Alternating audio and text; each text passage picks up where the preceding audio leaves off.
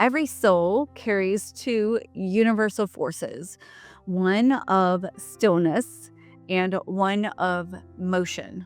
You can see them as the forces, one that would build the riverbed and the riverbank, and one that becomes the water. We've called them the masculine and the feminine, but really what they are is a dance between form and flow, and presence and pulse, and consciousness and creation. Welcome to my channel. I am Susan Sutherland, and this is an episode of the Remembrance Codes. I have new episodes every Thursday, so be sure to subscribe and hit the notification bell.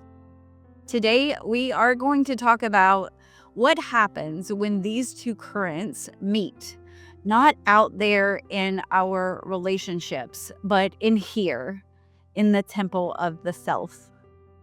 Their harmony was the divine creation, but along the way, the human story has fractured them.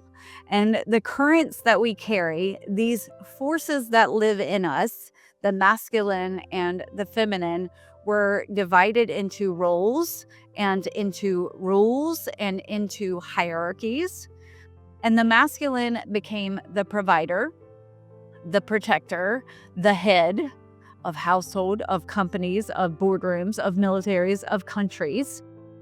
And the feminine became the nurturer and the emotional one and the heart.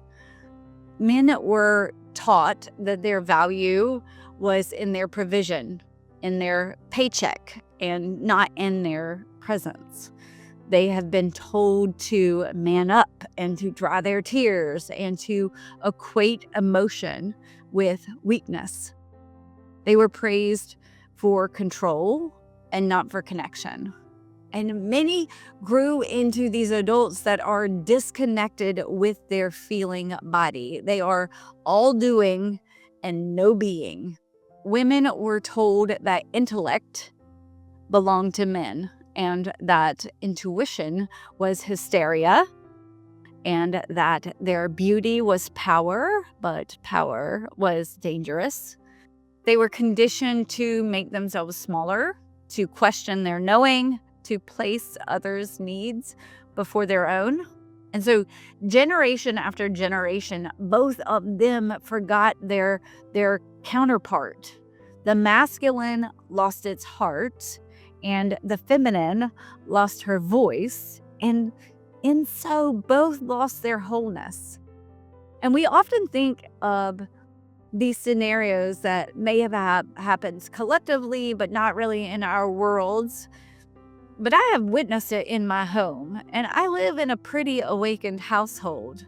But I had a situation a couple years ago in which my daughter was out jumping on the trampoline with a friend at night in the dark, as one would, and she fell off.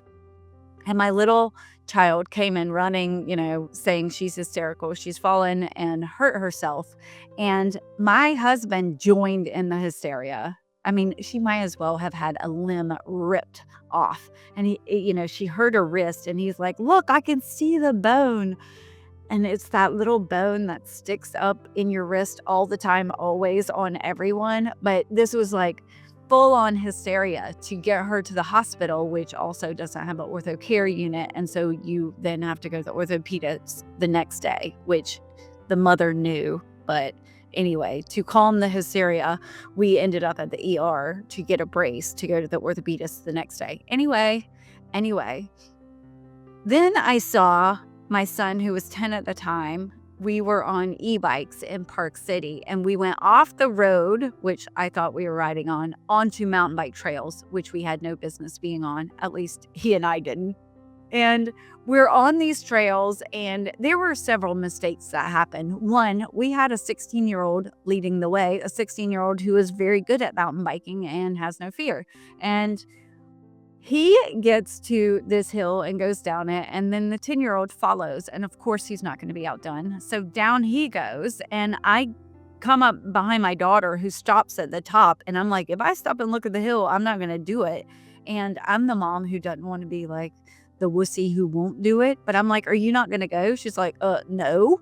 voice of reason. She's the smartest of all of us. So she stops, and I stop behind her long enough to watch my son roll this bike over on himself. And now I can't get to him because I'm scared of the hill. And I'm like, don't get my baby, like full on hysteria for him. And so my husband has to go down to him where he is screaming, I don't want to die. Like, this is how bad he has hurt himself. He has hurt his wrist. It's bleeding. He's bruised his ribs. He's got like bruises everywhere, and he's so hurt. And after 2 minutes, my husband's basically telling him to dust off, that he's got to ride the bike because we have no way to get it off the trail. He's going to have to get back on the bike, which you have to really hold on to with your hands. And his hand is swollen, right? And so I'm sitting here negotiating these two scenarios in my head, and the wounded masculine is just layering in my head. So I'm trailing behind, overcompensating with my son, honoring his feelings and saying, if this hurts too bad, I will walk it back for you. You can walk, and I will figure out how to get your bike back. I know you're hurt and your tears are valid. And so the whole way we're following behind, and I'm giving this over emotional validation to him. Your tears, I see your tears. I see you. I feel you. Your pain is valid, all of this stuff. And so I just want you to recognize, if you have a boy and a girl, how are they treated the same or differently? Or if something happens in public, what is your emotional response, and how is it different if it's a boy versus if it's a girl? If somebody's crying, you have these different kind of reactions, because we have to start recognizing when this programming has landed in our field, because it very much has. And we just have to bring awareness to it, okay? Because I really feel like the pendulum to reclaim the wounded masculine, for them to restore their softness, has not had the same velocity as the divine feminine. When the pendulum swung to reclaim the feminine, to heal the wounds of suppression and to speak and create and rise, I feel like it went past center for many of us, me included. In the process to find our voice, some of us learned to reject the masculine altogether, to see structure as control and direction as dominance and protection as patriarchy. I worked for a company for 20 years, a corporation, and was mothering 3 children at the time, and there was schedules and planning and organization and all of the things. In fact, I had an au pair when my baby was born. I love her so much. And after she left, she was writing and making jokes with me, and he was like 2 years old. And she's like, what are you doing? Planning his 16th birthday, because I used to have everything so scheduled and so organized. And so when I left my job, my pendulum swung so hard it nearly fell over, and I resisted having any kind of schedule and organization. Like, my need to be free became almost chaotic, and I am having to relearn that structure can support and nurture. Beneath all of this, both of these currents, both of these energies are sacred. We need both. Both are divine, and both are necessary. You can see when these energies are not in balance in ways people cope. A child who had to parent themselves growing up is often in the masculine too soon. They are the responsible one, the protector, the planner, the organizer, and safety becomes control. They need to control the scenario. Their feminine, the part that plays and feels and receives, goes into hiding. But a child that grew up in chaos, where feelings were everywhere and boundaries were nowhere, they may mostly live in their feminine and can be deeply empathetic and deeply giving, yet unsure how to hold themselves steady or strike a balance to know what they have the capacity or the need to hold. So when we grow up, these patterns don't disappear if we have not brought them into balance. They show up in our relationships. We attract what reflects our imbalances because often it is easier to see it within someone else than in ourselves. The man who feels emotionally numb may find a partner who overfeels for both of them. Or a woman who struggles to trust her masculine energy may attract a man who can't hold structure. But the truth is, as we've talked about, it is never about fixing someone else. It is about meeting that missing energy within, finding your own internal balance.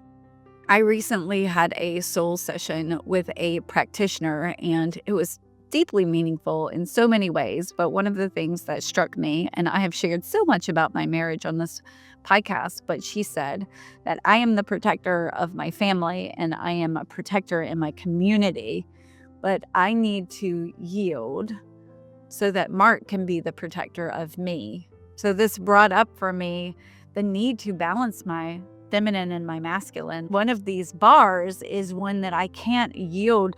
I can't yield having someone else be responsible for my protection because protection would mean control. And so I'm having to negotiate where that imbalance is with me so that I can trust and that I can allow, that I can receive that kind of protection from someone else. It's really about finding this dance and this flow within ourselves to allow these energies to work in harmony.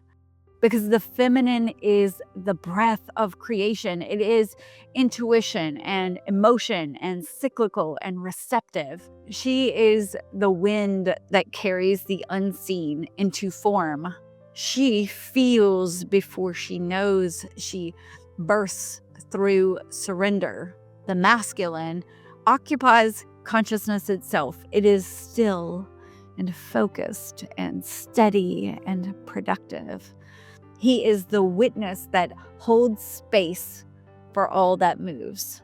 He acts with purpose, not reaction, and he builds the structure that lets the feminine create freely. So when they move together, life becomes art. The feminine dreams it, the masculine builds it.